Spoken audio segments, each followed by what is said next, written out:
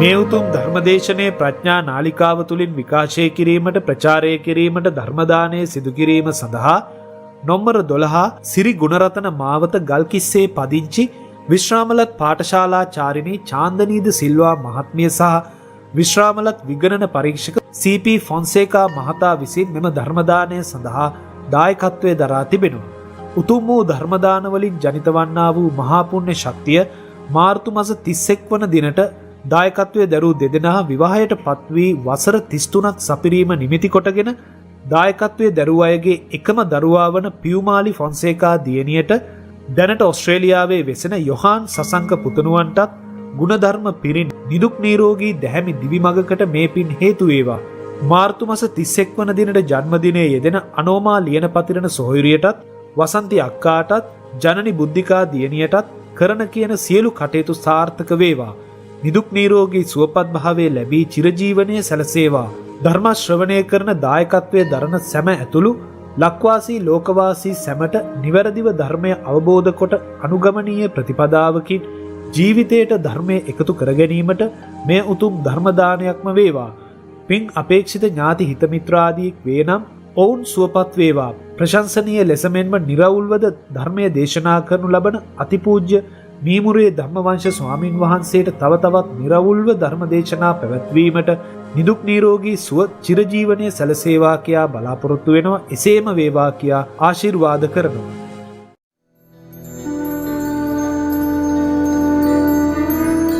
නමෝ තස්සේ භගවතෝ අරහතෝ සම්මා සම්බුද්දස්සේ නමෝ තස්සේ භගවතෝ අරහතෝ සම්මා සම්බුද්දස්සේ නමෝ තස්සේ භගවතෝ අරහතෝ සම්මා සම්බුද්දස්සේ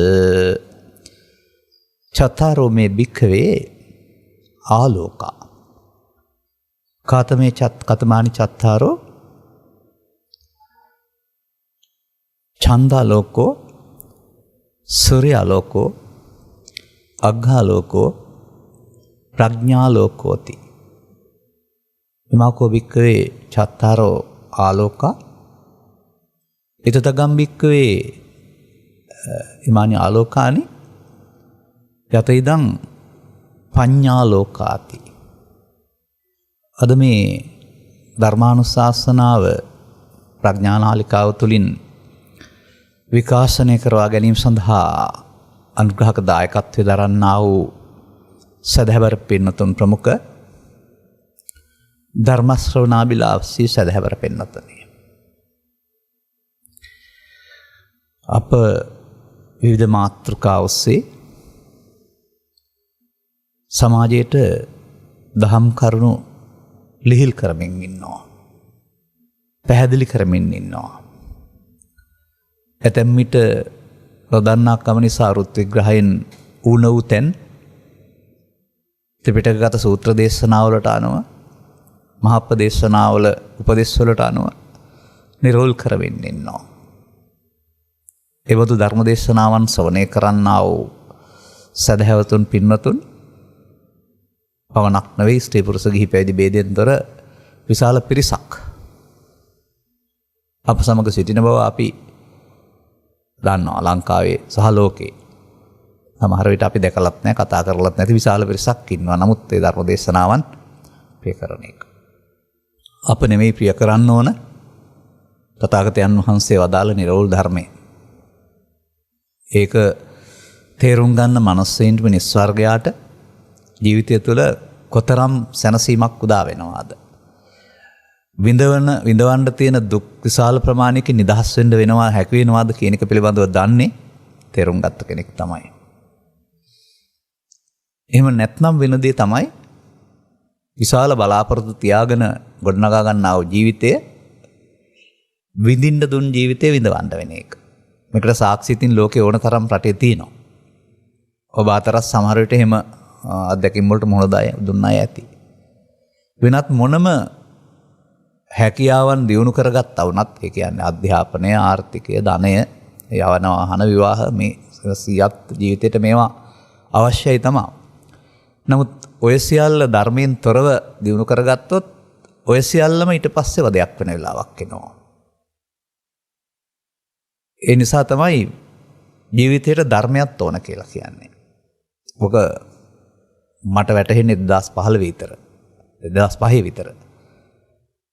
ඒ නිසා තමයි ජීවිතයට ධර්මයේ කියන තේමාවක් පාවිච්චි කරමින් වෙබ් නාලිකාව තුළ පමණක් ධර්ම දේශනා 80ක් කරලා තියෙන්නේ. දැන් ඒ මාතෘකාව නතර වෙලා තිබෙනවා. නමුත් ජීවිතයට ධර්මයේ තමයි අපි මේ කියන්නේ. එවනම් මේ ඉතා සරල සූත්‍රයක් මම ගත්තේ. ඒ වුණාට මේකේ කියන්න ඕන ඔක්කොම තියෙනවා. අපි දන්න දේවල් ටික සරලව කතා කරලා අදාළ තැනට යමු ගැඹුරට යන්න. තථාගත බුදු පියාණන් වහන්සේට හැම දෙයක්ම උන්වහන්සේගේ පැත්තට හැරිලා පේන්නේ. උන්වහන්සේට පෙනෙන්නෙම උන්වහන්සේ දැකවදාරන්නෙම කිසියම් ආකාරයක උපමා සහිත මාර්ගෝපදේශයක්. එයන මේක පැහැදිලි කරනවා ආලෝක ಜಾති 4ක් තියෙනවා කියලා එළියවල්. 1 චන්ද්‍රාලෝකය. සඳ එළිය අපි දන්නවා.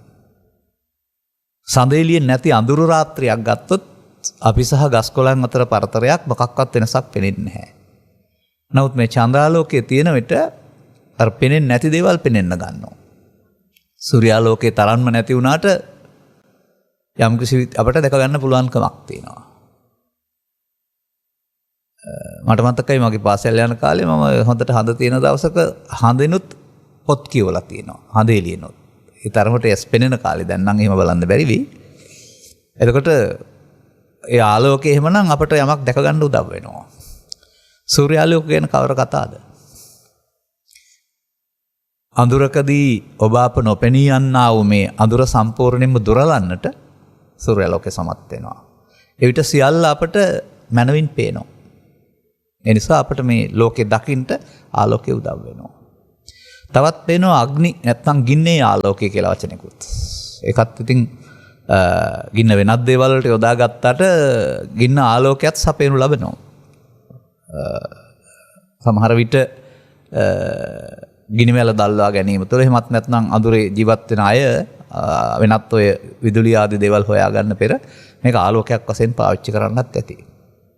කොහොම ගත්තත් ඒකෙන් අපි දකින්නේ නොපෙනෙන දේ දකින්න උදව්වක් වෙනවා කියන එක. ගින්නට උණුසුමක් වෙනම තිබුණා වෙයි. නමුත් මෙතන සපයන්නේ ඒක නෙමෙයි උත්තරය ආලෝකයමයි. එතකොට මේ විදිහට ආලෝක තුනක් ගැන සඳහන් කරන බුදුරජාණන් වහන්සේ හතරවෙනි ආලෝකයකුත් දේශනා කරනවා. දේශනා කරලා වදාරනවා මේ ආලෝක වර්ග 4ක් තියෙනවා. ඒ වුණාට මේ හතරෙන් වඩාත් අග්‍ර වෙන්නේ මේ හතරවෙනි එක කියලා. ඒක ආලෝක කිව්වට අර වගේ එකක් නෙවෙයි. හැබැයි ඒකෙන් වෙන්නේ අඳුර දුරලන එක නැත්නම් නොපෙනෙන දේවල් පෙනෙන එක තමයි. කොහොමද ඒකට කියන්නේ? ප්‍රඥාලෝකය. මම හිතන්නේ නැහැ තථාගත බුදු පියාණන් වහන්සේ වදාළ සද්ධර්මයේ වැටහීමකින් තොරව මිනිස් චිත්ත සංතානවල ප්‍රඥාලෝකය දැල්වෙයි කියලා. කොතරම් ලෝකේ ආගම් තිබුණත්, ඇදහිලි විශ්වාසකම් තිබුණත් මේ සියල්ල තුල කිසියම් මෝහන්ධකාරයක් තියෙනවා. ඒක අපටයි තේරෙන්නේ. ඔවුන් අන්ධ විශ්වාස වලින් කොතරම් මේ දේවල් හරි කියලා කිව්වත් මේ ප්‍රඥාලෝකය කියන එක නෑ මේ ආත්මවාදී ඉගැන්වීම් වල. එනිසා ඒවයි උගන්නන මත හරි හෝ වැරදි කරතබාගෙන යන එක ඇරුණාම ඊට එහාට උන් හොයන්නෙත් නැහැ. නමුත් තථාගත බුදු පියාණන් වහන්සේගේ ඉගැන්වීම් ගැන ගත්තම මෑතදී මම ඔබට ඉදිරිපත් කරලා ඇති අද හෙට අහන්න ලැබෙවි. මහා උපදේශ 4 පිළිබඳව කරුණු පැහැදිලි කිරීමක්. ඒකේ උන්වහන්සේ වදාරලා තිබෙනවා බුදුන් වදාළයි කියලා හෝ ආරි සංඝරත්නය වදාළයි කියලා හෝ මහා සංඝරත්නය වදාලා කියලා හෝ නැත්නම් ස්වාමීන් වහන්සේ නමක් ස්ථවිර කෙනෙක් වදාළයි කියලා හෝ අපට අහන්න ලැබෙන්න පුළුවන් කියලා කියනවා. එහෙමයි කියන්නේ බුදුරජාණන් වහන්සේ මෙහෙම කියලා තියෙනවා කියලානේ අපි අහන්නේ. එහෙම වදාළාම පිළිගන්නෙත් නැතුව ප්‍රතික්ෂේප කරන්නෙත් නැතුව ඔබ බලන්න ඕන කියලා තියෙනවා ධර්මයට විනයට තත්ත්ව සාසනයට ගැලපෙනවද කියලා. මේක මම දකින්නේ පුදුම නිදහසක්. මේ ඉගැන්වීම පාදක කොටගෙන මම බොහෝ දේවල් මේ සමාජයේ තියෙන මත නැත්නම් ඉගැන්වීම් ප්‍රතික්ෂේප කරනවා මේකට ගැලපෙන්නේ නැහැ කියලා. බය නැතුව.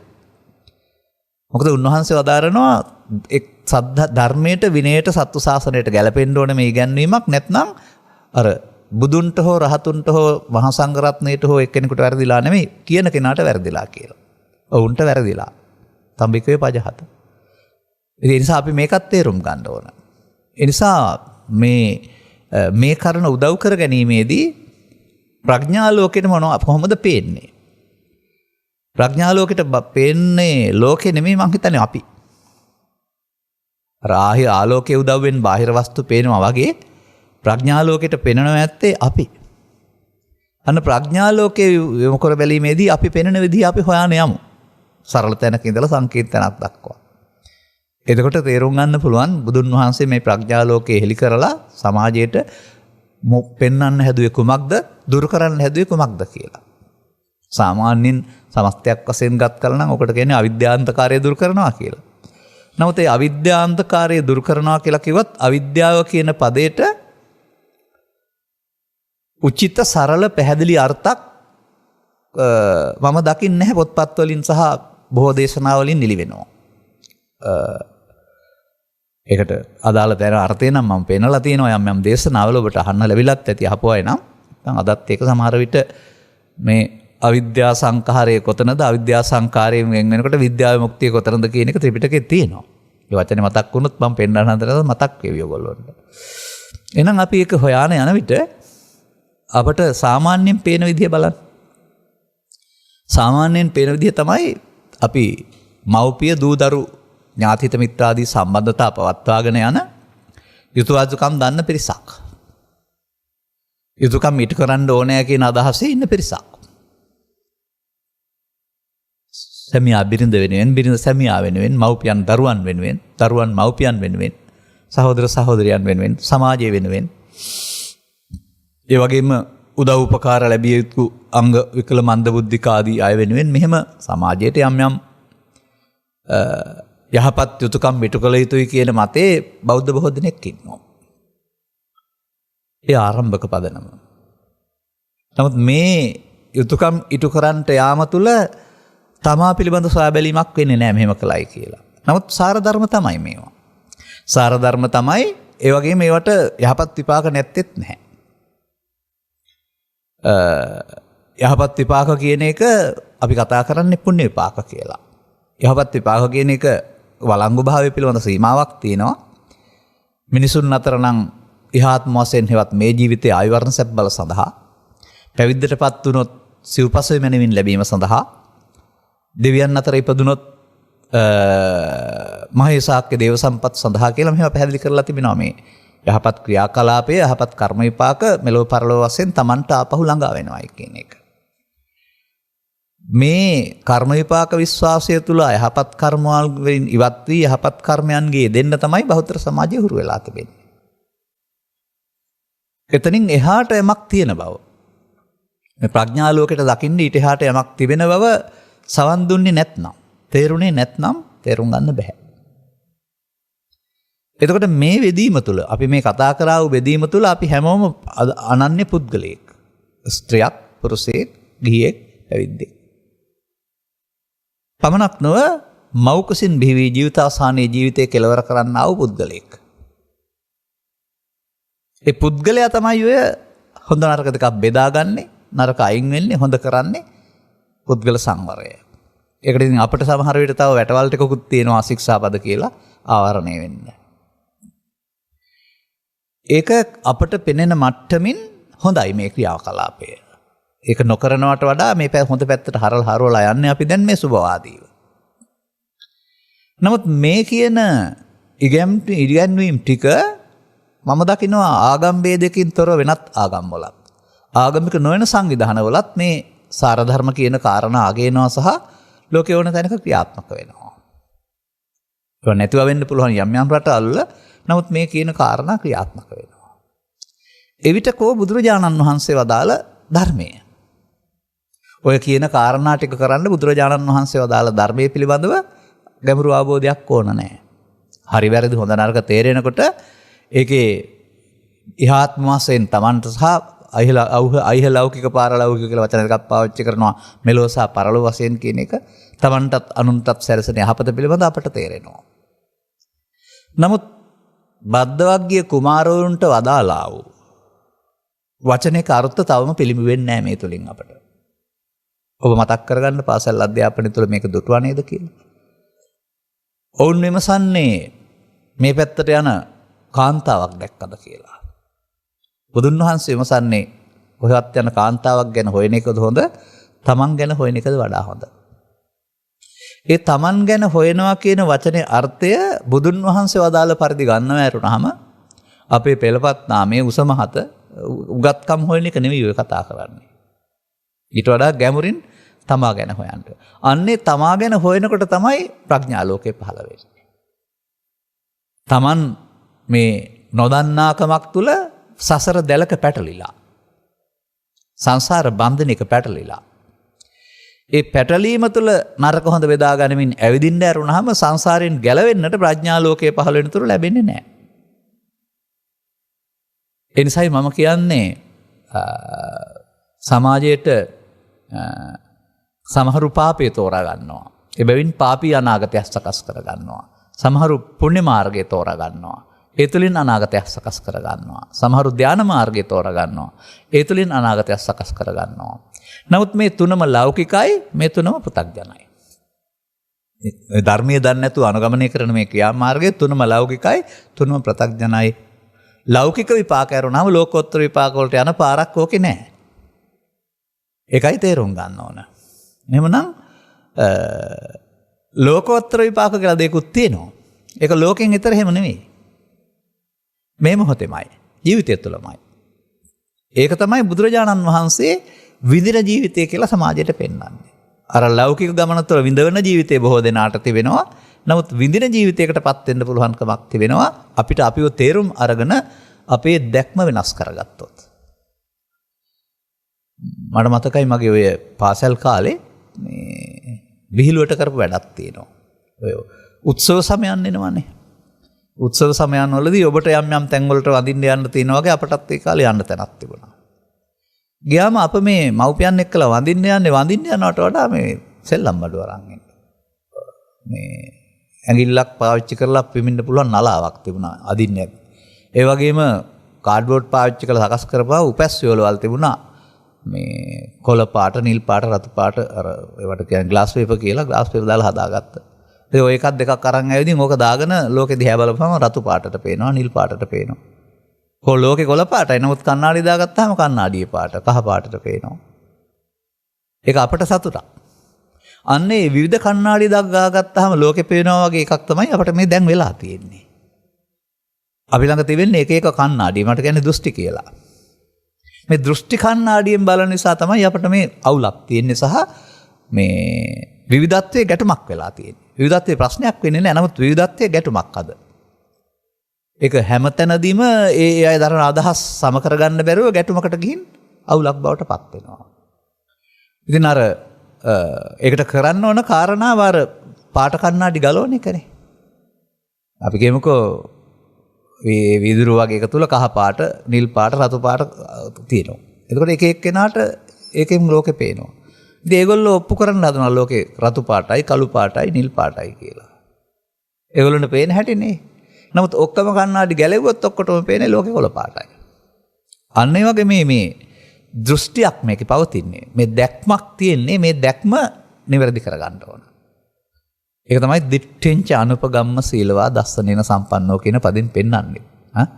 ඒක වෙනම දේශනාවක් වශයෙන් සූත්‍රයක අපි කරලා ඇති. නමුත් අපි මෙතෙන්ට යමු මේක හොයාගන්න. කොහොමද මේක?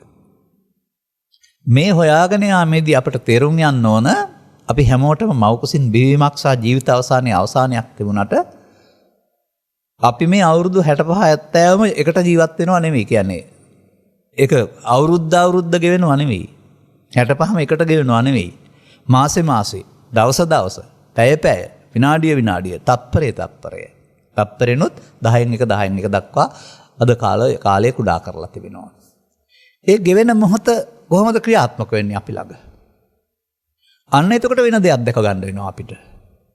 අපි මේ මම ස්ත්‍රියක්, පුරුෂයෙක්, ගිහියෙක්, පැවිද්දෙක් යනවා කනවා බොනවා කියලා කතා කරන්නා වූ විවිධත්වය වෙනුවට හැමෝටම ඒකත්වයකට එන්න පුළුවන් වෙනවා. අන්න ඒකත්වය ඇහැට පෙනෙන්නේ නැහැ. ඇත්තනම් පිළිගන්න ඕනේ. ඒකයි ඒක ප්‍රඥාසක් කියලා කතා කරන්නේ. එහිදී මම දකිනවා ආගම් ભેදයකින් තොරව, ಜಾති ભેදයකින් තොරව, දේශීය විදේශයක ભેදයකින් තොරව සමස්ත සමාජයේම සබ්බ සූත්‍රයේ සඳහන් දෙයට එකඟ වෙන්න වෙනවා. ඔබ දන්නවද සබ්බ සූත්‍රය පැහැදිලි කරලා තියෙන දේ? අපි සතු සියල්ල බුදුන් වහන්සේ දේශනා කරලා වදාරනවා. ඉන් පිටස්තර යමක් තියෙනවා කිව්වොත් එන් එහාට පවත්තන්න හම්බ වෙන්නේ නැහැ. ඒකට සාක්ෂි නැහැ, නැත්නම් හේතු නැහැ කියලා පෙන්නලා තියෙනවා. බලන්න ඔබ ළඟත් මේ සියල්ල තියෙනවද කියලා. පාලියෙන් මෙහෙමයි කියන්නේ. චක්කුංච රූපේච සෝතංච සද්දෝච ගානංච ගංජෝත ජීවහාච රසෝච කායෝච පොට්ටබ්බෝච මනෝච ධම්මෝච. සිංහලෙන් ඇසත් රූපයත්, කනත් ශබ්දයත්, නාසයත් ගන්ධයත්, දිවත් රසත්, කයත් පහසත්, සිතත් අරමුණුත් යන මේවා සියල්ලයි කියනු ලැබේ. හරිද? ඔබට හරිද? දොරවල් 6යි අරමුණු 6යි. අන්න දැන් ඉතින් මේ විදර්ශනා අපිව බෙදලා බලනවා ඉතින්. ඇත්තනම් පිළිගන්න ඕනනේ. ඔව්. දැන් ජීවත් වෙනවා කියලා කියන්නේ ඔය 6න් එකක් අරගෙන ඒකත් එක්ක කටයුතු කරන එක. හැම විටම කරන්නේ ඒක තමයි. ජීවත් වෙනවා කියලා කියන්නේ. ඇහැට සම්බන්ධයි, නැත්නම් කනට සම්බන්ධයි, නැත්නම් දියට සම්බන්ධයි. මෙසේ පස් දොරෙන් එකකට සම්බන්ධයි. නොයසේ නම් පස් දොර නිහඬ කරගෙන කල්පනාවකට සම්බන්ධයි. නොයසේ නම් කල්පනාවට එහාගේ පස් දොර වසා මනෝද්වාරයකට සම්බන්ධයි. මෙසේ අපි ඇසෙන් කනට, කනෙන් නාසයට, නාසයෙන් දිවට, දිවෙන් කයට, කයෙන් සිතට මට පාඩම් වෙලා තියෙන විදිය පිළිවෙලකට කිව්වේ. කොහොම පිළිවෙලට නෙමෙයි යන්නේ. ඇවිදිනවා. අපි මේ ඇවිදිනවා. ඔබ කියන්නකෝ පිට්ටනියක් කට අඩිය තීති ඇවිදිනවායි කියලා. කොතරම් ඇවිද්දත් ඉවර වෙන්නේ නැහනේ. ඒ වගේ අපි මේ ජීවිතය තුළ අරමුණෙන් අරමුණට ඇවිදිනවා. අපට එහෙම පේන්න වෙනවා. ඒ අරමුණ වලට කියන නම් කියන්නේ ඊට පස්සේ. බාහිර දේවල් වල උදව්වෙන් ඇසින් ගන්නා වූ රූප රූපය, කනෙන් ගන්නා වූ ශබ්ද රූපය, නාසයෙන් ගන්නා වූ ගන්ධ රූපය, දිවෙන් ගන්නා වූ රස රූපය, කයෙන් ගන්නා වූ පහස සහ මේවා ආශ්‍රයෙන් සහ මේවා නොමැතිව හෝ සිතින් ගන්නා වූ ධම්මාරම්මන. ධම්මාරම්මන වලට පවුත් අයිති වෙනවා, පිනුත් අයිති වෙනවා, තව එහාට දිනු කළොත් ධානත් අයිති වෙනවා. එතකොට සත්වයා කියලා කියන්නේ දොරවල් 6කින් අරමුණු 6 අරමුණු ගන්නා පැවැත්මක්. හරිනේ. ඉතින් ඒක පිළිගන්න වෙනවානේ. ඇත්තනම් තම ළඟ සිදු වෙන නිසා. දැන් මේක ඇයි මෙහෙම හොයන්න වෙන්නේ? මේක තුල තමයි සසරට බැඳෙන්න සහ ගැලවෙන්න කාරණා දෙකම තියෙන්නේ. බැඳෙන එක එතකොට අවිද්‍යාව, ගැලවෙන එකනේ ප්‍රඥා ලෝකය කියලා කියන්නේ. එහෙනම් අපිට අවිද්‍යාව පත්‍ය සංඛාරය ඉගෙන ගන්න වෙනවා. එහෙම අප පිළිබඳව කරන්නා වූ විවරණයක්, ගැඹුරින් කළා වූ විවරණයක් භගවත් ගීතාව තුළ, කොරානය තුළ, බයිබලය තුළ මම දැකලා නැහැ මේ හැම එකක්ම කියවපු කෙනෙක්. පුද්ගල විවරණයක් කරනම එතනින් එහාට මේ චිත්තකය දෙකකට බෙදලා විවරණය කරන්නේ නැහැ. ගැඹුරු දහම් කරුණු තියෙනවා අපට උපුටා ගන්නට. ලෞකික වශයෙන් ගත් කල අර්ථවත් කරුණු තිබෙනවා. මට පාඩනුත් තියෙනවා සමහර දේවල් බයිබලයේ තියෙන කාරණා. වෙලාවකට කියනවා මම. මොකද ඒක සමාජයට යම්කිසි ආලෝකයක් සපේන බැවින්. නමුත් ප්‍රඥා ලෝකයේ බුදුන් වහන්සේ වදාළ පරිදි පරතරට කැඹුරට යන්නේ නැහැ මේ එක ඉගැන්වීමකවත්. ඒ නිසා අපි එහෙම ආඩම්බර වෙන්න ඕන පරපුරෙන් අපි බෞද්ධ වුණ නිසා නෙවෙයි. ඒක නැත්නම් අපේ මව්පියන් බෞද්ධ නිසා නෙවෙයි. එය පරම සත්‍ය නිසා.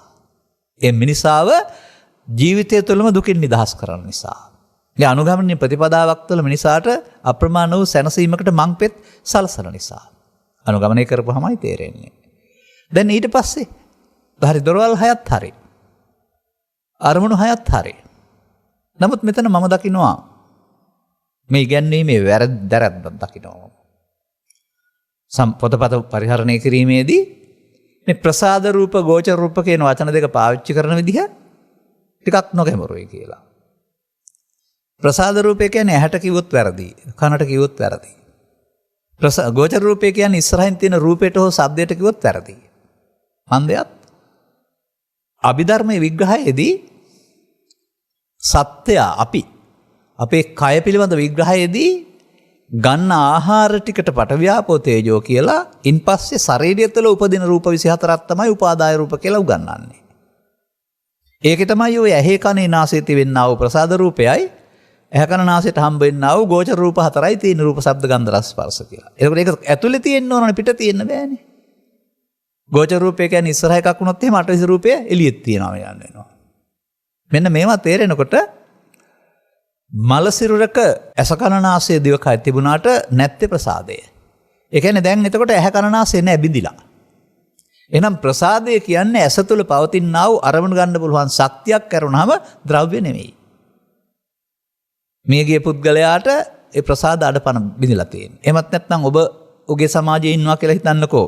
කන තියෙන කෙනෙක් ඕන නම් ගුරුවරයෙකුට කනෙන් අල්ලන්න පුළුවන් වැරද්දක් කරයි කියලා. නමුත් ලෝකෙ තියෙන සද්ද ඇහෙන්නේ නැහැ. මොනම සද්දයක්වත් නැහැ. ඒකෙන් කියන්නේ එයාට කන නැහැ කියන එක. ලෝකෙ සද්ද නැහැ නෙවෙයිනේ. ශබ්දය ග්‍රහණය කරගන්නට අවශ්‍ය කන ඇතුලේ පවතිනා ප්‍රසාද රූපී අඩපණයි යක්‍රියයි නිසා හුට පිටකම් පෙත්ත තිබුණාට කන නැහැ. මේ වගේ මේ අපට පස්සාකාර අරමුණු ගන්න පුළුවන් ප්‍රසාද පහක් තමයි මේ අපට පිහිටලා තියෙන දොරවල් පහේ. ඒවට ගෝචර වෙන්නා වූ රූපය කියන්නේ ඉදිරියෙන් තියෙන එක නෙමෙයි. ඒක ආශ්‍රයෙන් සිතේ පහළ වෙන රූපය. ඒකයි තේරුම් ගන්න ඕන. දැන් ඔබ අද මෙහි එන විට උදෑසන සූදානම් වෙලා කැඩපත තුළ බැලුවා නම් ඔබ රූපයයි ඔබ බිම්බයයි ඔබේ රූප සතහන කැඩපත තුළ වැටුනහම ඒක ප්‍රතිබිම්බයයි. ඒකෙන් ඔබට පුළුවන්කමක් තියෙනවා සියලු අඩුපාඩු හදාගන්න.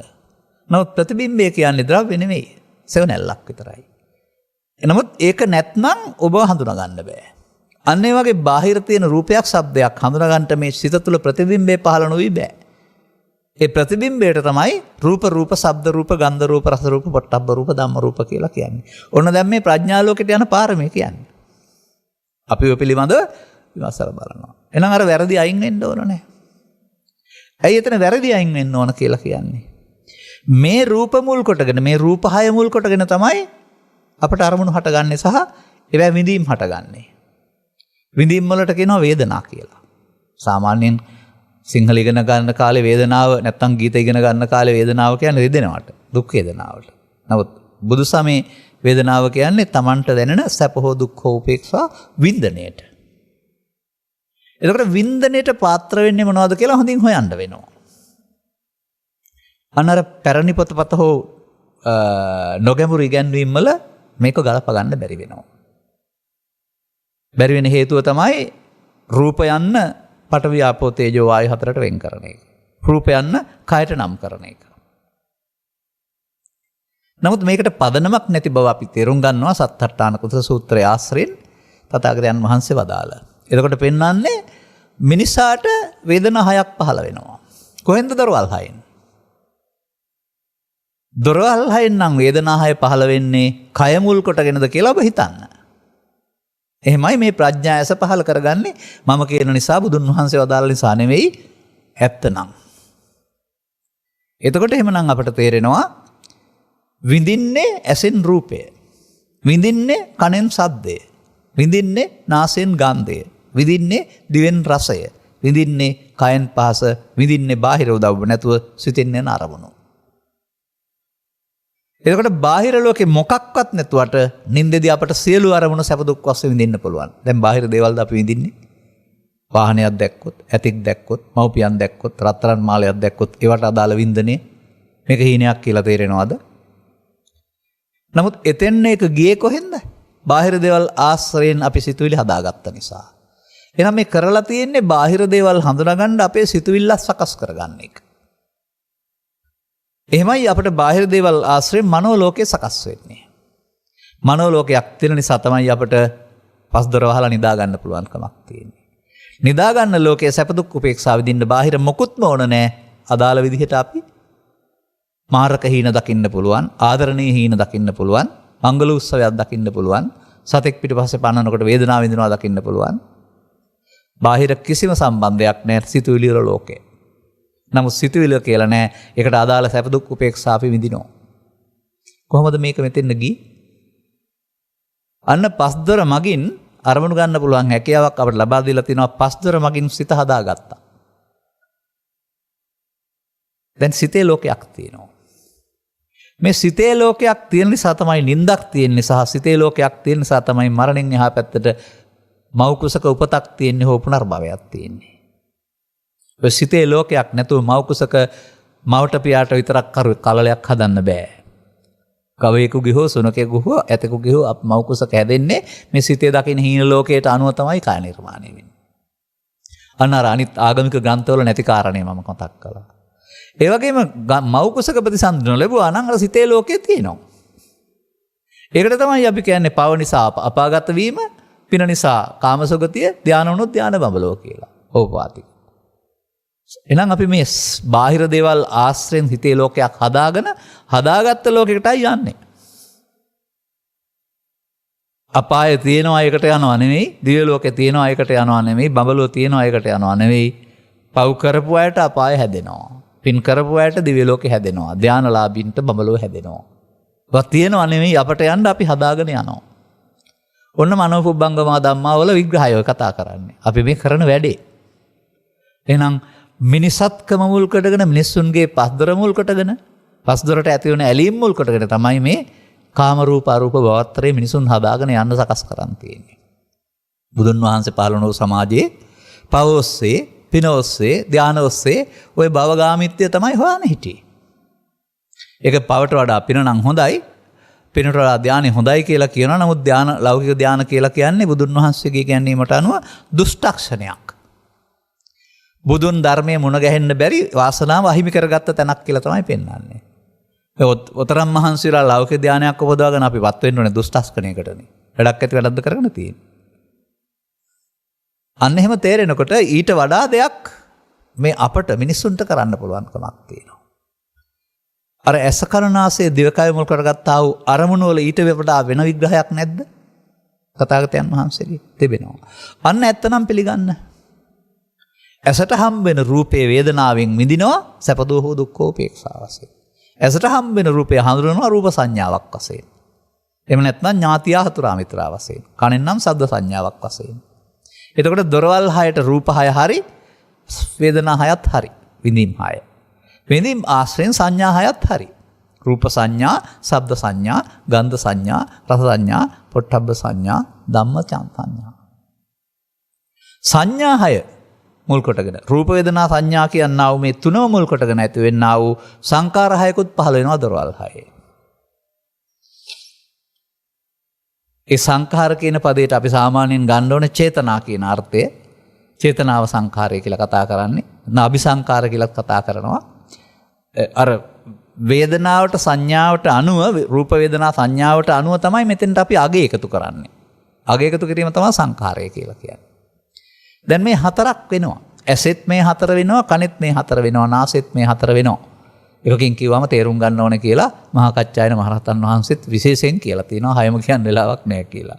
ඒ නිසා රූපය ඇසේ වේදනාවෙන් ඉඳ සංඥාවෙන් හඳුනා සංකාරයෙන් බැඳෙනවා. අනිත් හතරෙමත් පහෙමත් එහෙම වෙනවා. දැන් ඒ උනදී ඒ රූපයෙන්, ඒ වේදනාවෙන්, ඒ සංඥාවෙන්, ඒ සංකාරයෙන් උනදී දැනගන්න තව එක්කෙනෙක් වෙතෙන්ද එන්න වෙනවා. මේ තුන් දෙනා සමගි කරන්නට මැරිච්ච මිනිහෙක් එයි කියලා මට මතකයි පුංචි කාලේ කවියක් පාඩම් කරලා තියෙනවා. බුලත්වක් හුණුදුම් කළ කතාවේ. ඒ වගේ මේ රූප වේදනා සංඥා සංකාර හතරෙන් කෙරුණු දේ දැනගන්න එතෙන් දෙනවා විශේෂයෙන් දැනගැනීමත් විඥාන. ඔන්න දැන් මේ කවුද කතාව මොනවද මේ කතා කරන්නේ? අපි ගැන මේ කතා කරන්නේ.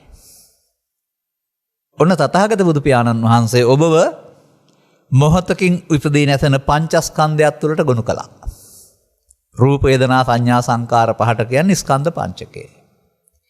ස්කන්ධ පංචකය කියන්නේ කය කියලා හිටපු අය ඒකට ආයිබුවන් කියන්නේ. ස්කන්ධ පංචකය කියන්නේ කය හිතයි කියලා දෙකපු අය ඒකටත් ආයිබුවන් කියන්නේ. මොකද කය කියලා එකක් තියෙනවා නම් ස්කන්ධ පංචකයට අපායේ තියෙන්න බෑ, දිව්‍ය ලෝකේ තියෙන්න බෑ, බ්‍රහ්ම ලෝකේ තියෙන්න බෑ. මොකද ඒකකවත් ඔය අපිට හම්බෙන ආහාරයෙන් ගන්න කයක් නැහැ. නමුත් ගිලාන සූත්‍රයේ දේශනා කරන බුදුරජාණන් වහන්සේ වදාරනවා රූපී බඹලවලක් තියෙන්නේ සක්කාය කියලා. සක්කාය කියන්නේ පංච උපාදානස්කන්ධයට. එහෙනම් සක්කාය තමයි අපායේ දිව්‍ය ලෝකේ බ්‍රහ්ම ලෝකේ හැමතැනම තියෙන්නේ. මෙහිදී තමයි සක්කාය දිට්ඨිය හදාගෙන ඊට අදාළ මේ පරලෝ යාම් ටික හදාගන්නේ. දැන් අපි එහෙනම් ඔන්න අපි පිළිබඳව බෙදාන ආව ටිකෙන් ටික ජීවත් වීමේදී අපි ඇසෙන් කනෙන් නාසයෙන් දිවෙන් කයෙන් සහ සිතින් පිළිවෙලක් නැතුව ස්කන්ධ පහෙන් පහට ඇවිදිනවා, උපදිනවා, මැරෙනවා. මම ඇවිදිනවා කියලා කිව්වේ. පිට්ටනියක අඩියෙන් අඩියට ඇවිදිනකොට අඩියේ තියෙන තැන මාරු වෙනවා වගේ අපි මේ රූපයෙන් ශබ්දයට, ශබ්දයෙන් ගන්ධයට, ගන්ධයෙන් රසයට, රසයෙන් ස්පර්ශයට පිළිවෙලක් නැතුව ඇවිදිනවා. මොනවද හොයන්නේ? ඇවිදලා හොයනවා ආස්වාදේ. ආස්වාදයේ හෙව්වට පෘථග්ජන පුද්ගලයාගේ ආදීනයක් තියෙන බව නම් දන්නේ නැහැ. ඒ නිසා ඔහුට නිස්සරණේ ඕනෑම නැහැ. මොකද්ද මේ ආස්වාදයේ ආදීනය කියන රහස? ඔහොම කිව්වට තේරෙන්නේ නැහැ. තේරුණාම තමයි කෙනෙකුට නිස්සරණේ ඕන වෙන්නේ. මම මේක ලස්සන උදාහරණයකින් පෙන්නලා තියෙනවා. මතක් වුණ නිසා කියන්නම්. කෑම සොයමින් කලපුවක මාළු රංචුවක් ඇවිදිනවා. උන්ට කෑම ඕන වෙන්නේ.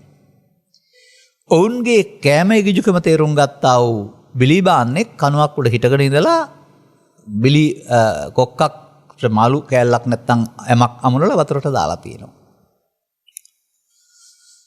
ඔහුගේ අරමුණ මාළුවට කණ්ඩ දෙන එක නෙමෙයි. ඌ රවට්ටලා බිලිබා ගන්න එක. මාළුවා ඒක දන්නේ නැහැ. මාළුවා කෑම හොයාගෙන යන ගමන් Tamanට ආහාරයක් හම්බුණා ගිලිනවා. ඒ සතා දන්නේ මේකේ ගිල්ලහම තට්ටු වෙන බව. ඇතුලේ කොක්කක් තියෙන බව. ඔහු යන්නේ ආහාර හොයාගෙන ආහාර ටික ගිල්ලම තල්ලේ තට්ටු වුණාම මොකද වෙන්නේ? අයිතිකාරයාට ඕන දෙයක් කරන්න පුළුවන්, බා ගන්න පුළුවන්, ගලේ ගහන්න පුළුවන්, ගෙදර ගේන්න පුළුවන්. මොකද තට්ටු වුණ නිසා. එතකොට මාළුවා දන්නේ නැහනේ Tamanට කෑම හොයාගන්න ගියට ඒක ඇතුලේ විලි කොක්කක් තියෙන බව. මෙන්න මේ වගේ මේ අරමුණු රසය විඳින්න ගියාම සසරට තට්ටු වෙන බව පෘථග්ජනය දන්නේ නැහනේ. අර වැඩේම නෙවෙන්නේ. අපි විඳින්න යන්නේ අරමුණු රසය තමයි. අර මාළුවා ආහාරය ගන්නවා වගේ. නමුත් ඒ අරමුණු රසය විඳින්න යාම තුළම තමයි ආස්වාදයේ ආදීනමක් හටගන්නේ. සසරට බැඳෙන්නේ. ඒ උගුලට වල තියෙන්නේ අර බිලිබාන කෙනා නෙවෙයි, මාරයා.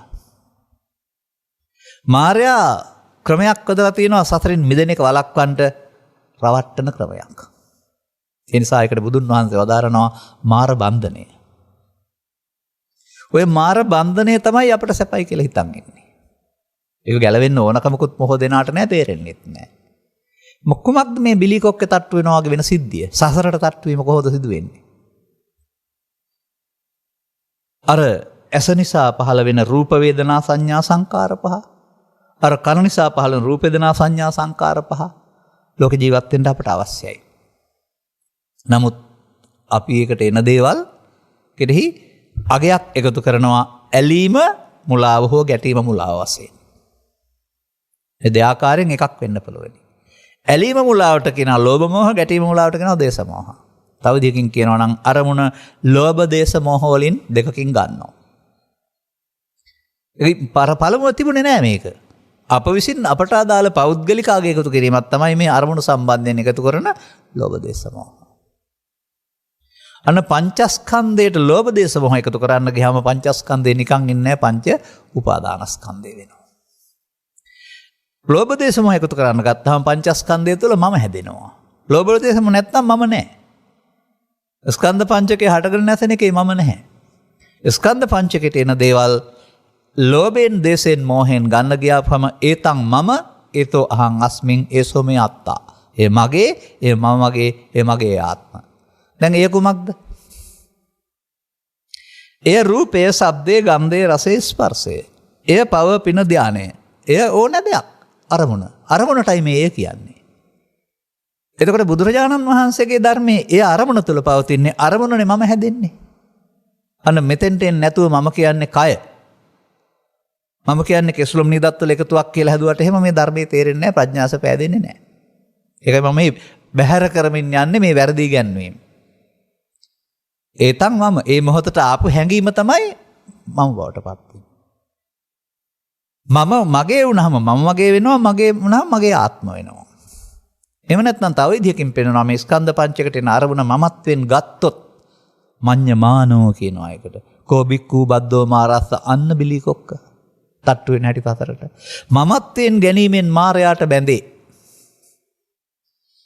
අර මම පෙන්නපු උදාහරණය උතන තමයි තියෙන්නේ. මාළුවා ආහාරයක් ගන්නෙනේ, නමුත් ආහාර ගිලින්න ගිහින් බිලි කොක්ක තට්ටු වෙනවා.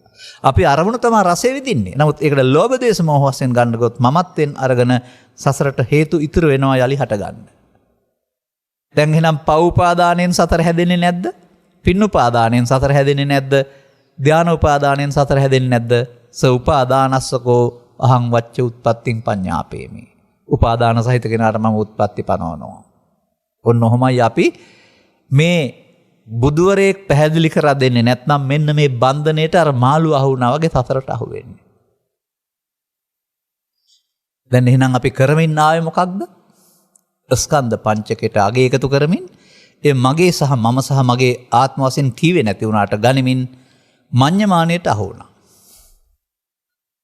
එහෙනම් මාර්යා මොකද කරන්නේ අපිට?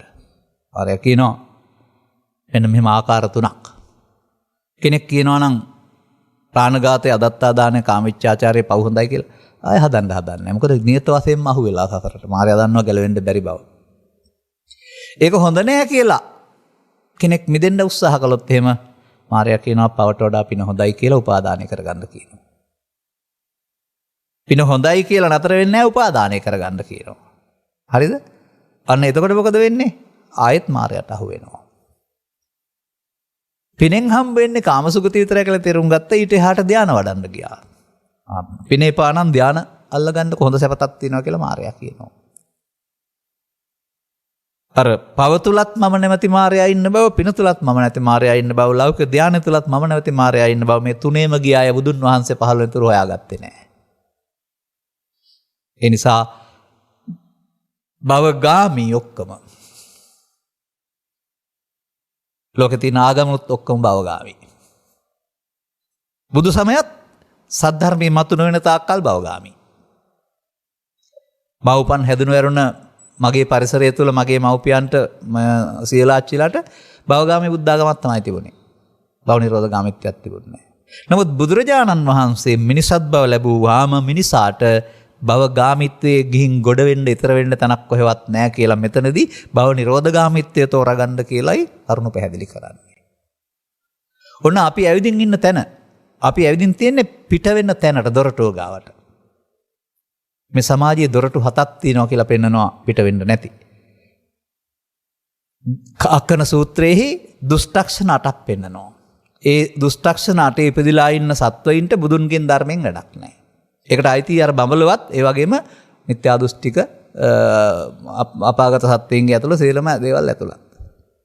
එකම තැනක් විතරක් ඇතුළත් කරලා නැහැ, ඒ ෂණ සම්පත්තිය. ඒ ඔබයි මමයි. මනුස්ස පටිලාභෝච සද්ධම්මස්ස දේශනා. මනුස්ස ප්‍රතිලාභය ලැබී සදහම් හමු වෙන්න ඕනේ මේ දොරටුවෙන් එළියට යන්න. වෙන මොනවාත්ම සුදුසුකමක් ඕන නැහැ. කොතරම් සුදුසුකම් ඕන කියලා රටේට විස්තර කළත් මේ දොරටුව ඉවර වෙන්න ඕන. මනුස්සයාට සදහම් හමු වෙන්න වෙනවා. දැන් සදහම් හොයාගෙන ආපු ගමනේදී මේ ඉදිරිපත් කරපු කාරණා අනුව සමාජයේ කොතරම් වැරදි තැන්වලද ඉන්නේ කියලා ඔබ කල්පනා කරන්න ගෙදර ගිහින්. ඔය කියපු විදිහට තමයි මම බැලුවේ කියලා. තාමත් මේ රටේ පංචස්කන්ධය කියන ශරීරයේ කෙනා ඉන්නවනේ. නමුත් පංචස්කන්ධය ඇහෙන්, කනෙන්, නාසයෙන්, දිවෙන්, කයෙන් පහළ වෙන දෙයක්. ඒ මොහොතේ. ඒ මොහොතේ හටගෙන නැසෙන දෙයක්. ඒක සිත තුළ උපාදාන වෙන දෙයක්, කය තුළ නෙවෙයි. අන්න දැන් මේ අරවරු රසය විඳින්න ගිහිල්ලා මගේ මම මගේ ආත්ම කොට ගැනීමේදී පංචස්කන්ධේ පංච උපාදානස්කන්ධයක් බවට පත් වෙලා සසරට තට්ටු වෙනවා. ඔන්න මේකට කියනවා පමාව කියලා. දැන් එහෙනම් අපි බුදුදහම පරණ තේරෙන්නේ නැති තාක්කල් අයහපත් අය වෙන්න පුළුවන්, යහපත් අය වෙන්න පුළුවන්, හොඳ අය වෙන්න පුළුවන්, යහපත් මව්පියන් වෙන්න පුළුවන්, ගුරුවරුන් වෙන්න පුළුවන්, සමාජ සුබ සාධනය කරන අය වෙන්න පුළුවන්. නමුත් ඔවුන් තුළ බුදුන් වහන්සේ වදාළ පරිදි උන් කොතරම් හොඳ වුණත් හොඳකම තුළ උන්ට පමාවක් තියෙනවා. පමාදෝ මච්චනෝ පදං. එහෙනම් බුදුවරයෙක් පැහැදිලි කරලා මිනිසුන්ට පෙන්වන්නේ මෙන්න මේ පමා වෙන මොහොත නොපමා වෙන්න කටයුතු කරන්න. මේ පමාවේ මධ්‍යස්ථානයම නොපමාවේ මධ්‍යස්ථානයේ බවට පත් කරගන්න. ඔන්න ප්‍රඥාවෙන් කරන්න ඕන වැඩේ. මම මේ පෙන්වන්නේ මොකක්ද? ප්‍රඥාලෝකයනේ. ප්‍රඥාලෝකේ පහළ වෙන්න ඕනේ. ඉතින් බුදුන් වහන්සේ වදාරනවා මෙහෙම. ඔය ඇස තුල, කන තුල, නාසය තුල, දිව තුල තමයි ඔය සිද්ධිය සිද්ධ වෙන්නේ. එකකින් පෙන්වන්නම් මම. ඇස ගන්න උදාහරණයක් වශයෙන්. ඇසට ඉදිරියෙන් තිබෙන දෙයක සෙවණැල්ල වැටුනහම ආලෝකයේ උදව්වෙන් අක්ෂි කාචය තුලින් ගමන් කරන්නා වූ ආලෝකයේ අර ප්‍රතිබිම්බයක් හදනවා ඇතුලේ. මේ ප්‍රතිබිම්බය හඳුනා ගන්නට අපට ඇසේ ප්‍රසාදයයි ඒ ගෝචර රූපයයි එක හඳුනන සිතයි තුන ඕනේ. මේ තුන එකතු වෙනවට පස්ස කියලා කියනවා. ඒක ඇහැ ඇතුලේ තමයි පස්ස තියෙන්නේ. ස්පර්ශ චෛතසිකේ පහළ වෙන්නේ. ඒක තමයි අර රූප වේදනා කියන වචනෙන් පෙන්නපු වේදනාවෙන් විඳින්නේ ස්පර්ශ පස්චය වේදනා. විඳිනවා. වේදනා පච්චය තණ්හා අන්න අපි අගය එකතු කරනවා. වේදනාව අපට කැමති අකමැති ආකාරයට එකෙහි ඇලෙනවා ගැටෙනවා. එතකොට රූපත් පස්සත් මම නෙමෙයි වේදනත් මම නෙමෙයි තණ්හා වෙනකොට මම වෙනවා. තණ්හා පච්චය උපාදාන උපාදාන පච්චය භව මෙන්න සසරට තට්ටුන හැටි. එහි තණ්හා පච්චය උපාදාන උපාදාන පච්චය භව. මේ තමයි පමාව. මේ තමයි ඒතං මම හේතුහමස්මින් ඒසෝ මේ අත්තා. මේ තමයි මඤ්ඤමානෝකෝ බික්ඛු බද්දෝ මාරස්ස. මේ තමයි ස උපාදානස්සකෝ අහං වච්ච උත්පත්තිං පඤ්ඤාපේමි. බලන්න කොතරම් ගැලපෙනවද කියලා. ඕනෑම සූත්‍රයකට ඕනෑම බුද්ධ වචනයකට මේක ගැලපෙනවා. ඉතින් අපි පමාවේ ඉන්නවද ඊට පස්සේ කල්පනා කරන්න. මේ පමාවට ඉඩ දීලා සසර ඇවිදිනවද බුද්ධෝත්පාදයේ සදහම් හමු වුණාම නොපමා වෙනවද මේ මොහොත? ඔන්න දැන් භාවනාව තේරෙන්නේ ඊට පස්සේ තමයි. ප්‍රඥා ඇසෙන් තමයි දැන් මේ වැඩේ නොකර ඉන්න ඕන. මඤ්ඤමානය කරමින් හිටියා දැන් අමඤ්ඤමානය පටන් ගන්න වෙනවා. ප්‍රමාදය කරමින් හිටියා අප්‍රමාද වෙන්න වෙනවා. කොහෙද? ඇස තුල, කන තුල, නාසය තුල, දිව තුල, කය තුල, සිත තුල. පෙරවල් හයෙම පුළුවන්කමක් තියෙනවා. ඒවට සාක්ෂියක් තියෙනවා මේ බලන්න. තථාගතයන් වහන්සේ වදාහරනවා ඇසෙන්, කනෙන්, නාසයෙන්, දිවෙන්, කයෙන්, වචන, සිතින්, අතනින්, හතෙන් සංවර වෙන්න පුළුවන් නම් සියලු දුකින් මිදෙන්න පුළුවන් කියලා. එහෙනම් මේ ඇස, කන, නාසය තුල අසංවරය තමයි මේ උපාදානය කියන්නේ. මතක තියාගන්න. එහෙනම් උපාදානෙන් මිදීම මුල් කටක දහමක් බුදු දහම කියන එක තේරුම් ගන්න පුළුවන්. ස උපාදානස්ස කෝහං වච්ච උත්පත්තිං පඤ්ඤාපේමි. මම සත්‍යයට උත්පත්ති පනවන්නේ උපාදාන සහිත නම් උපාදාන රහිත වුණොත් උත්පත්ති පනවන්නේ නැහැ. එහෙනම් උපාදානයේ තේරුම් ගන්න වෙන්නේ ඇසේ, කනේ, නාසයේ අරමුණේ මුලා වීම තුලනේ. දැන් ඒ මොහොතේ එසේ නොවෙන්නනේ නොපමා වෙන්න කියලා කියන්නේ. අන්න එහෙනම් අපි ස්කන්ධ පහෙන් පහට උපදිනවා මැරෙනවා. ස්කන්ධ පහෙන් පහට පව් හේතු, පින් හේතු, ධාන හේතු උපාදාන කරමින් භව ගමනක් හදනවා. සත්වය anu පවේ, පිනේ, ධානයේ අනාගතයයි. බුදුන්ට රහතුන්ට සත්වයා කියන්නේ නැත්තේ පව් හේතුත් නැහැ, පින් හේතුත් නැහැ, ධාන හේතුත් නැහැ. එතකොට සත්ව නෙමෙයි. ඔබ වහන්සේ දෙවියෙක්ද බ්‍රහ්මයෙක්ද අහපුවම දීපු උත්තරේ මොකද්ද කියන්නේ? මිනිස්සෙකුත් නෙමෙයි කිව්වා. මම සම්මා සම්බුද්ධ කිව්වා. සත්ව එහෙනම් සත්ව යනු පව්පින් වල අනාගතයයි ධානවල. කම්මක්ඛය දුක්ඛක්ඛය. කර්ම ඉවර කරොත් මේ සසර ගමන නෑ.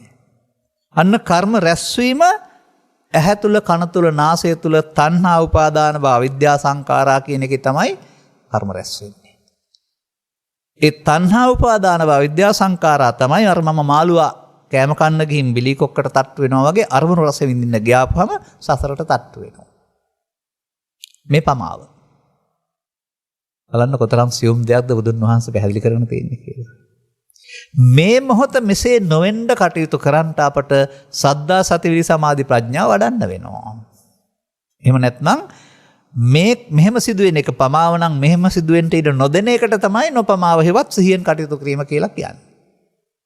ඔය සතිපට්ඨාන සූත්‍රයේ විග්‍රහ කරන අය ඕන කෙනෙක් මෙන්න මේක ඔස්සේ සතිය මොකද්ද තේරුම් අරගෙන සතිපට්ඨානෙ විග්‍රහ කරන්න නැත්නම් ওই පාරේ යන්න වෙන්නේ නැහැ ඒකේ. වෙන මොනවදෝ කියලා තියෙන්නේ. ඒ පාලිය සිංහලට පරිවර්තනය කිරීමේදී පාලිය එහෙම තිබුණත් සිංහලට ඊටත් වඩා අමාරු අර්ථ තමයි ත්‍රිපිටකයේ සමහර තැන්වල තියෙන්නේ. පාලි වචනටත් වඩා අමාරු සිංහල වචනයක්. කොහොමද කෙනෙක් තේරුම් ගන්නේ? නමුත් මේ සිද්ධිය තේරුම් ගන්න පුළුවන් නම් අපි ගාව වෙන. ඒකයි බුදුන් වහන්සේ විග්‍රහ කරන්න කියලා අපිට එහෙනම් ඒක මුලා වෙන හැටි සහ ගැලවෙන හැටි දෙකම තේරුම් ගන්න පුළුවන්කමක් තියෙනවා. එහෙනම් අපි ඉතිරි මිනිත්තු කීපය තුල භාවනාව කතා කරන්න වෙනවා. විදර්ශනාව. දැන් පමාවනේ කතා කළේ. විදර්ශනාව. අන්න ඒක තමයි ප්‍රඥා ලෝකය. අවිද්‍යා අන්ධකාරය දුරු කරන ප්‍රඥා ලෝකය. දැන් කොතනද අවිද්‍යාව තියෙන්නේ කියලා මම කියන්නම් ඔබ බලා ගන්න. අපි ඇහැනේ ගත්තේ කනෙන් ගනිමු. කනටත් ওই සිද්ධියම තමයි. කනට නම් සෝතංච පටිච්ච සද්දෝච. කනට ඉදිරියේ තිබෙන ශබ්දයක් ගැටුනහම ඒ ශබ්ද රූපය ඇවිදින් කනේ වැදුනහම ඒ සෝත විඥානයේ ශබ්දය හඳුනනට පහළ වෙනවා. එතකොට ඒ ශබ්දයට අදාළ අගය එකතු කිරීම ශබ්දේ නෙමෙයි තියෙන්නේ අපි ළඟ. පරුස වචනයක්ද හොඳ වචනයක්ද ගීතයක්ද මිහිරි ගීතයක්ද මිහිරි අමිහිරි බෙදීම අපි ළඟ තිබෙන්නේ. අර එහා එකේ තිබෙන්නේ ශබ්දයක් විතරයි. ගුවන් යානයේ ශබ්දය හරි මොකක්ද ශබ්දයක් විතරයි. සුනකෙක් උඩු පිරුවත් ශබ්දයක් විතරයි. නමුත් ඒක මරණීය දුකක් ගෙන දෙකක් කියලා අපි තමයි හදාගන්නේ. හිවලෙක් උඩු පිරුවාම මේක මරණීය දුකක් ගෙන අසුභවාදී එකක් කියලා අපි හදාගන්නේ. හිවලා ඒක දන්නේ නැහැ. මෙන්න මෙහෙම අපි හදාගත්තා ගයක් තුලනේ ඉන්නේ. එතකොට මොකද වෙන්නේ? ආයෙත් අර පස්සපච්චා වේදනා වේදනාපච්චා තණ්හා තණ්හාපච්චා උපාදාන උපාදානපච්චා භව. මේ තමයි මේ තණ්හා උපාදාන භව කියන වචනෙට තමයි ඔය ඔබ ඉගෙන ගන්න පටිච්චසමුප්පාදේ අවිජ්ජාපච්චා සංඛාරා කියලා කියන්නේ. අවිද්‍යා සංඛාරය. එහෙනම් අරමුණේ මුලා වීමයි අවිද්‍යා සංඛාරය. එහෙම විග්‍රහ වෙනවද බලන්නලු බනහලවන තරම් මේ රටේ. අවිද්‍යාව කියන නොදන්නකම කිව්වට හරියන්නේ නැහැ. අරමුණේ මුලා වීම තමයි අවිද්‍යා සංඛාරය. ඒ නිසා තමයි අනාගත භවයක් සසරක් හැදෙන්නේ. එහෙනම් අපි තේරුම් ගන්න ඕනේ යමෙක් අරමුණ තුළ පව තුළ මුලා වුණත් පව තුළ මුලා වුණත් පින තුළ මුලා වුණත් ධානය තුළ මුලා වුණත් තුනේම තණ්හා උපාදාන භව විද්‍යා සංඛාරා. හරි. පැවැත්මේ තමයි ඉන්නේ. දැන් එතන තමයි එහෙනම් එහෙම නොකරනකොට එන අර්ථය හොයාගන්න ඕන. ඒක තමයි අර ඇසෙන් කනෙන් නාසයෙන් දිවෙන් කයෙන් සංවර වීම යහපත් සියලු දුකින් මිදෙනවා කියන වචනේ තියෙන්නේ. අර ගාථාවේ. ඇහැ පියාගෙන ඉන්න එක නෙමෙයි, රූප නොබලා ඉන්න එක නෙමෙයි. අරමුණ මමත්වයෙන් ගෙන අවසන් නොකොට නොඇලී නොගැටී අවසන් කරන එක. අන්න දැන් වචනේ ගන්න ඇලී ගැටී අවසන් වෙනවට තමයි නිත්‍ය සුඛාත්ම වශයෙන් ගන්නවා කියලා කියන්නේ. නොඇලී නොගැටී අවසන් කරනවට තමයි නිදුක්ඛ අනාත්ම වශයෙන් බලනවා කියලා කියන්නේ. ඔන්න බුදු සමයේ අනිත්‍ය තියෙන තැන. ඒ තැන දක්වාම කෙනෙක් පාසල් පට්ටමෙන් පටන් අරගෙන බාහිර වස්තුවල අනිත්‍ය දැකීම හරහා මේ දැක්ම දක්වාම එන්න ඕන. මේක හැට පේන්නේ නැහැ. දැන් බලමු අපි විද්‍යාවේ මොකද තියෙනවද කියලා එතන. ඇසෙන් ගන්න ආපහු. අර කියන විදිහේ තින්නම් සංගති පස්සෝ එකතු වෙනවා. එහෙත් එහෙමයි කනෙත් එහෙමයි නාසෙත් එහෙමයි. ස්පර්ශ වුණාම විඳින්න හේතු වෙනවා පස්සපච්චා වේදනා. විඳින්න ගියාම රූපේ හොඳද නරකද කැමතිද අකමැතිද ඇලෙනවද ගැටෙනවද කියන කාරණේදී ඒ ඇලෙන්න ගැටෙන්න ගියාම වේදනාපච්චා තණ්හා මම හැදෙනවා. තස්සායව තණ්හාය අන්නේ මම හැදෙන්න නොදී ශේෂ වෙන්න නොදී කියනවා අශේෂ කියලා. ඇලෙනවට කියනවා රාග නිරාග කියනවා නොයලනවට. සමුදයට කියනවා හේතු ඉතුරු වුණාට නිරෝධෝ කියනවා ඉතුරු නොකර අවසන් කරනවට. අශේෂ විරාග නිරෝධෝ. ශේෂ වෙන්න නොදී එහි කියන ඇල්ම ඔබට අදහරින්න පුළුවනි නම් තණ්හා නිරෝධයෙන් උපාදාන නිරෝධය. උපාදාන නිරෝධයෙන් භව නිරෝධය. තණ්හා උපාදාන භව සමානයි වරහන් ඇතුලේ අවිද්‍යා සංඛාරා නම් තණ්හා නැත්නම් උපාදාන නැත්නම් භව නැත්නම් වරහන් ඇතුලේ මොකද්ද ලියන්න ඕන? විද්‍යා විමුක්ති. ඔන්න රහස. ඔන්න අවිද්‍යාව තියෙන තැන. මොහොතක් පාසා පටිසෝතගාමියා විද්‍යා විමුක්තියටපත් වෙන අරමුණේ ඇලෙන්නේ නැත්නම්. මොහොතක් පාසා පෘථග්ජනයා අවිද්‍යා සංකාර කරමින් සතර හදනවා. ඒ නිසා ආපහු ලාභේදී අලාභේදී සැපතේදී දුකේදී නිന്ദාවේදී ප්‍රශංසයේදී මමත්වෙන් අරගෙන අඬන්න දුඩන්න වැළපෙන්න හැපෙන්න ඇරුණාම වෙන ලෝකයක් නැහැ. හදාගත්ත දුකක් තුල විඳවනවා ඇරුණාම මේ හිත හදා ගන්න පුළුවන් නම් අටලෝ දහමට අදාළ කිසිවක් අපට තර්ජනයක් වෙන්නේ නැහැ.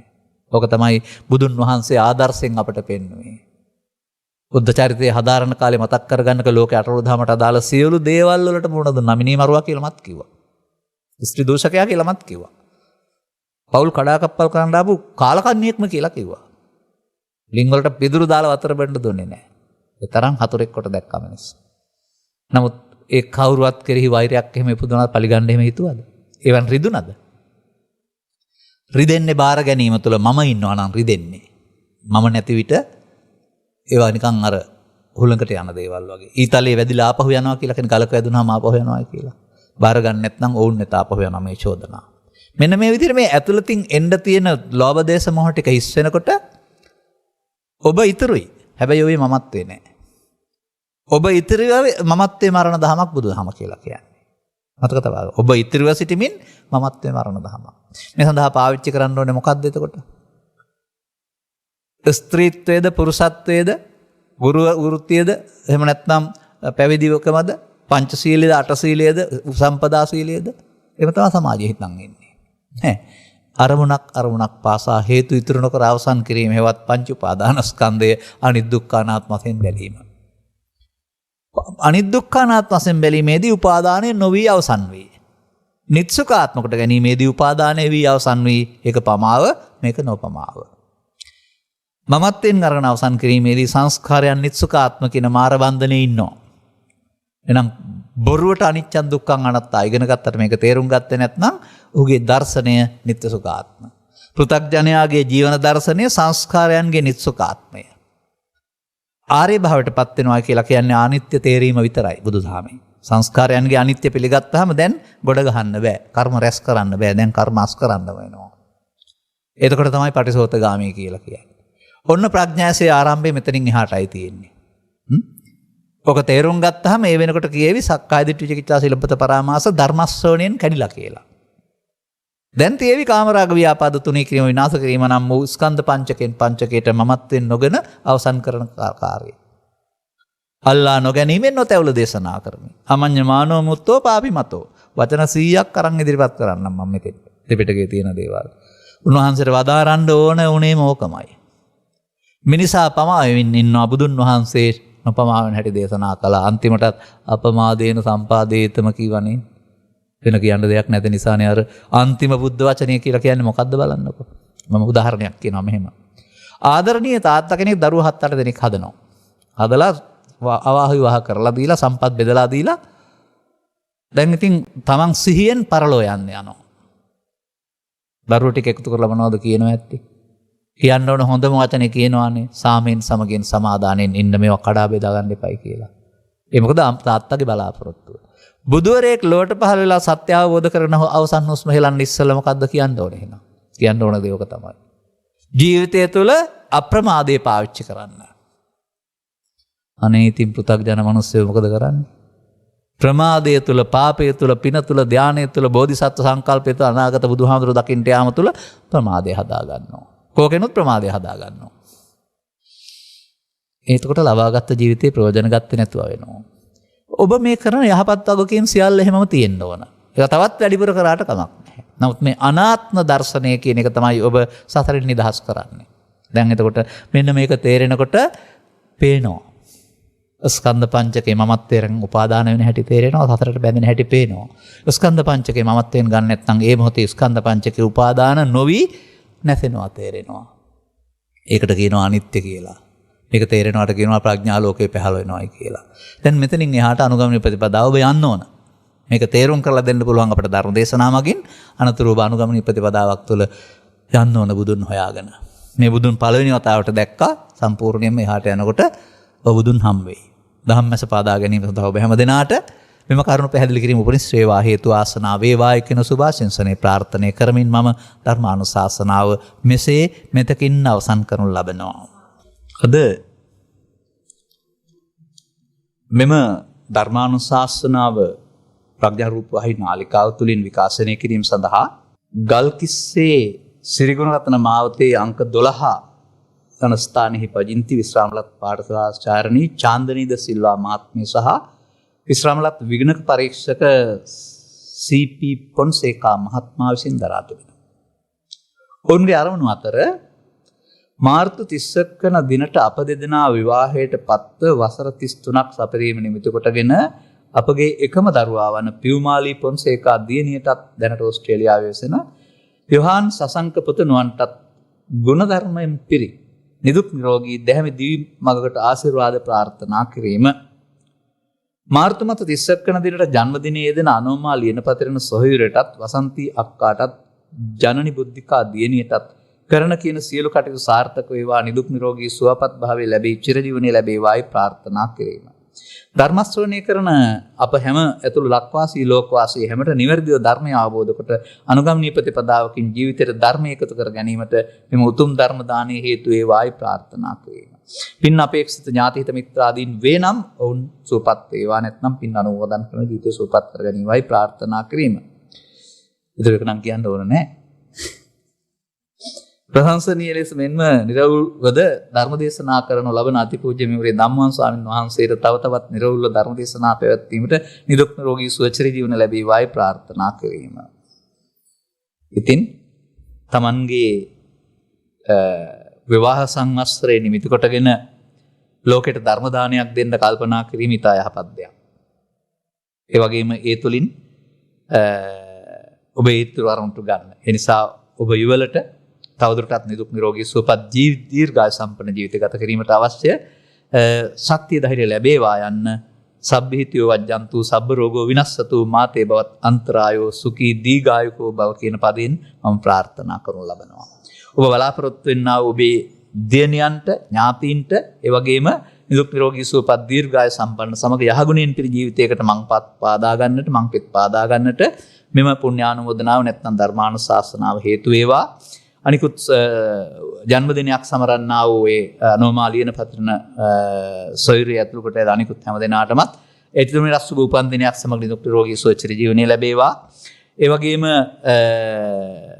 පරලෝසපත් ඥාති වර්ගයා වෙත්නම් ඒ හැම දෙනා පින් කැමති කෙනෙක් නැත්නම් අනුමෝදන් කරන ජීවිත සුවපත් කරගනිත්වා. ඔබට අනුග්‍රහක භවතුන්ට සවන් දුන් හැම දෙනාට මෙම අවබෝධය මෙලොව වශයෙන් නිදුක් නිරෝගී සුවචිර ජීවනයේ පිණිසත් රැකියාදී කටයුතු වල සාර්ථකත්වයේ පිණිසත් රෝග පීඩාවන් දුරු වීම පිණිසත් බුද්ධ ආදී මහෝත්තම කල්යාණ මිත්‍ර සේවනයේ පිණිසත් හේතු වේවා.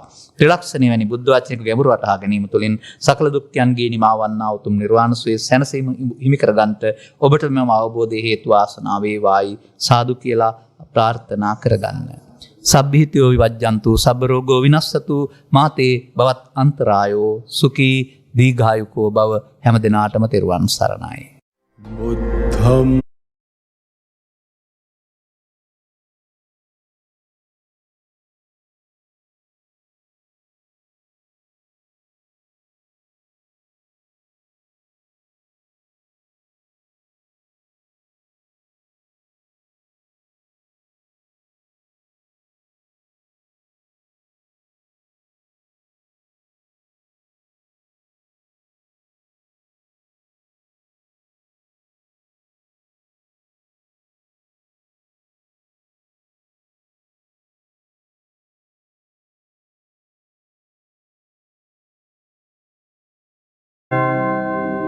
මෝහක්ඛයෝ නිබ්බානං